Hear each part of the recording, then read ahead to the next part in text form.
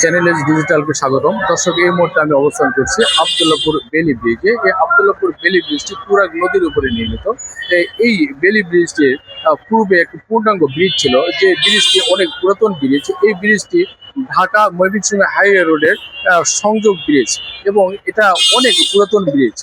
এই ব্রিজটি যে সময় ভাঙ্গা হয়েছে, যদি আপনাদেরকে একটু জানাতে চাই দর্শক, এই ব্রিজের উপরে একটি ফ্লাইওভার নির্মিত হয়েছে, যেটা বিআরটিএ কর্তৃক নির্মিত। এই ফ্লাইওভারটি এটা উত্তরা উত্তরা বিএনএস সেন্টার থেকে টঙ্গী কলেজ গেট পর্যন্ত এই ফ্লাইওভারটি নির্মাণ করা হয়েছে। এই ফ্লাইওভারটি নির্মাণের সময় এই পূর্ণাঙ্গ ব্রিজটি ভেঙে এখানে তিনটি বেলি ব্রিজ নির্মাণ করা হয়েছে। এই বেলি ব্রিজের উপর দিয়েই স্বাভাবিকভাবে উত্তরবঙ্গের সব পরিবহন গাড়ি এবং লোড গাড়ি চলাচল করত। এর মাঝে কোন সময় যে এই ব্রিজটি ঝুঁকিপূর্ণ হয়েছে এটা কারো নজরে আসেনি। গত 21 ডিসেম্বর 2024 তারিখ মধ্যরাতে একটি লোড ট্রাক বেলি ব্রিজটি ভেঙে তুরাগ নদীতে পড়ে যায়। ঠিক সেই সময় সবার নজরে আসে এই বেলি ব্রিজটি ঝুঁকিপূর্ণ হয়েছে। এরপরে দুইটি বেলি ব্রিজ অপসারণ করা হয়েছে। অপসারণ করার পরে যে ডান পাশে যে বেলি ব্রিজটি এখনো আছে, যেটা পূর্ণ নির্মাণ যে সময় করা হয়েছে, সেই বেলি ব্রিজটি এই বেলি ব্রিজের উপর দিয়ে হালকা যানবাহন গাড়ি চলাচল করতে পারে। ভারী যে যানবাহন গাড়ি এবং পরিবহন গাড়িগুলির চলাচল নিষিদ্ধ করা হয়েছে। এই বেলি ব্রিজটি সরু হওয়ার কারণে এখানে অনেকটা জ্যামের সৃষ্টি হয়।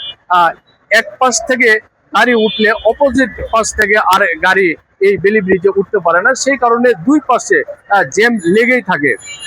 দর্শক, এই বেলি ব্রিজের অপোজিট পাশে টুঙ্গি বাজার ব্যবসায়িক মহলরা দাবি করছেন যে এই বেলি ব্রিজের কারণে তাদের ব্যবসার অনেকটা ক্ষতি হচ্ছে।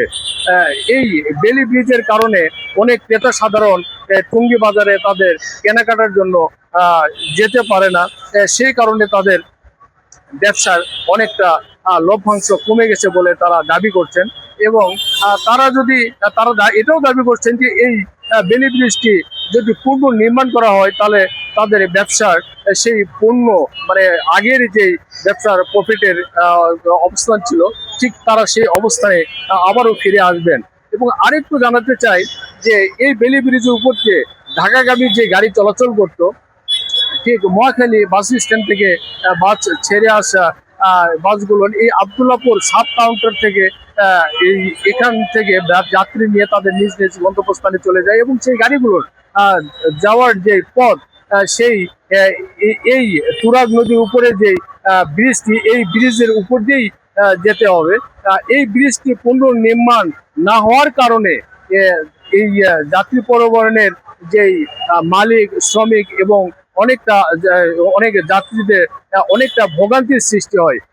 এই তাদের দাবি ছিল যে এই তুরাগ নদীর এই ব্রিজটি পুনর্নির্মাণ হলে তারা স্বাভাবিক অবস্থায় চলাফেরা করতে পারবে, তাদের গাড়ি স্বাভাবিকভাবে চলবে এবং যাত্রীদের স্বাভাবিক অবস্থান ফিরে আসবে। এই ছিল আমার কাছে এই আব্দুল্লাহপুর বেলি ব্রিজ থেকে সর্বশেষ।